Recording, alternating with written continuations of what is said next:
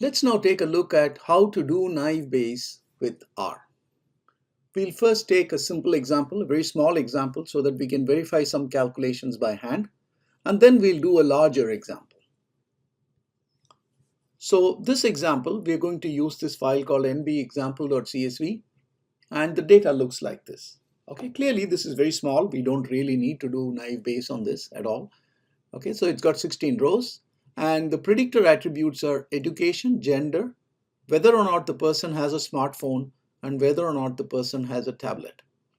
And the target attribute is purchase. We want to determine, given the values of these attributes, we want to find a probability of whether the person will buy our company's product or not. Okay, obviously very synthetic kind of scenario, just to illustrate what's going on. So we have read the data, and we are going to do the partitioning as usual. So we partition the data, and the training partition looks like this, and the test partition looks like that. Obviously, the amount of data is not big enough at all for us to be doing any of these things. But again, like I said, I want to illustrate everything so that we can hand calculate all the probabilities and make sure that we understand what's going on. Okay, so the naive Bayes package is, the naive Bayes function is in a package called E1071. Okay, so obviously the first thing you have to do is to do install.packages E1071. Otherwise, you won't be able to load this library. So clearly you have to install that package E1071. You have to do that. Okay, then in order to build the naive Bayes model, we call the naive Bayes function, and we want to indicate the target attribute purchase, and we want to say generate a model to predict the target attribute purchase based on all of the other attributes in the data set. So we just say dot. Dot means everything else. And we say data equals train, because we want to build the model on the training partition, right? So once we do that, the system builds our model. And then if you just do cust.nb, it'll print out a textual version of what the model looks like. Well, this is what the model is.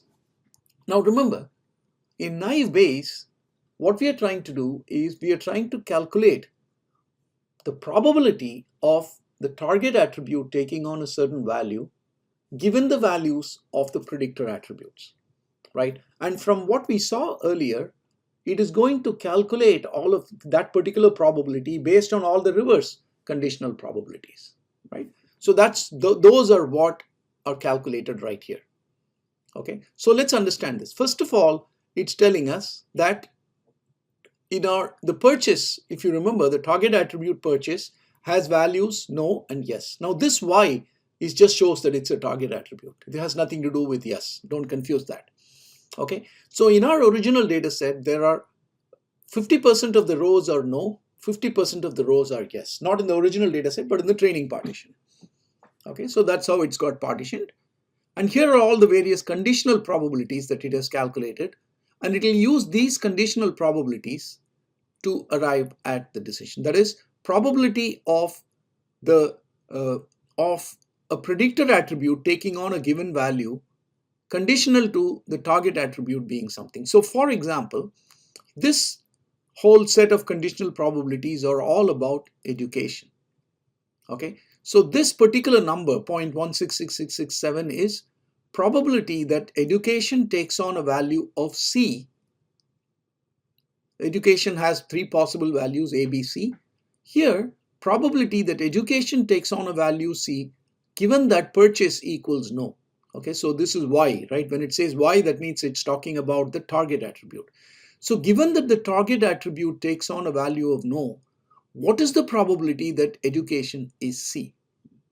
Given the target attribute takes on a value of S, what is the probability that education takes a value B? Right? All of these are pretty easy to calculate, as I'll show you shortly. These are just counting. Okay, so that's one. These are two conditional probabilities that I've explained. Okay, so let's take some more. So here, probability of education equals B, given that purchase equals yes. Purchase is our target attribute, right? So how did it come to this calculation? Well, let's take a look at our training partition. So in the training partition, we are saying given that purchase equals yes, well, these are all the rows in which purchase is yes, right? I've highlighted all the rows in which purchase is yes. So there's a total of 1, 2, 3, 4, 5, 6 rows in which purchase is yes, right? Out of those, how many have education equals B? 1, 2, 3. Okay, so out of all the rows in which purchase is yes, education equals B happens in 3 of the rows. So the probability is 3 divided by 6, 0.5. Sure enough, that's all you see here. Okay, so this is all the system has done. It has calculated all the conditional probabilities for the different values of the target attribute, which are no and yes, right? So given that purchase is yes, what is the probability of education taking on different values? Given that purchase is no, what is the probability of education taking on different values? That's what this table is. And this table is for same thing for smartphone attribute, etc. Okay, so it's going to use these conditional probabilities in order to calculate the probability we want, which is probability of purchase equals yes, given education equals C, gender equals M, smartphone equals N, tablet equals N. Right? In order to calculate that, it's going to use these conditional probabilities. So the naive Bayes model is nothing but these conditional probabilities. Okay, so 6 cases with purchase equals yes, 3 of them have education equals B.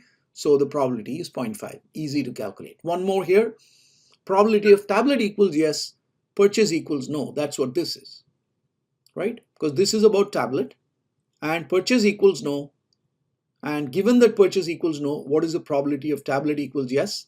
So once again, I am highlighting here all the rows in which purchase equals no.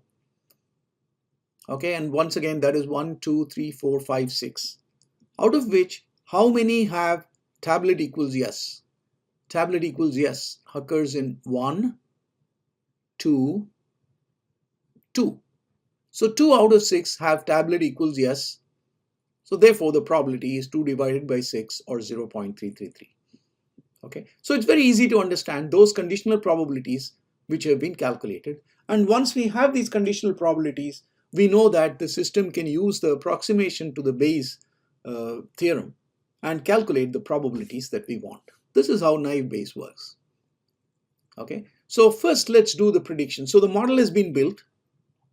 And let's do predictions with naive Bayes with default cutoff. So we say predict, which is always the function we use for prediction, cust.nb, which is the name of our model, and which is the partition on which we want to make the prediction, train, right? So now pred.train contains all the predictions for each row of cust.nb. And then we can generate now the error matrix. Okay, and the error matrix comes out like this. It looks like a very good performance, right? Because it's 5106. Almost everything is correct. The one case out of the 12 has gone wrong. Okay, let's now do the same thing for the test partition. This time we say predict for test and we generate the error matrix for test. And of course, the performance is atrocious. Of course, obviously, there is not enough data for it to really perform very well, and also this data was simply manufactured data.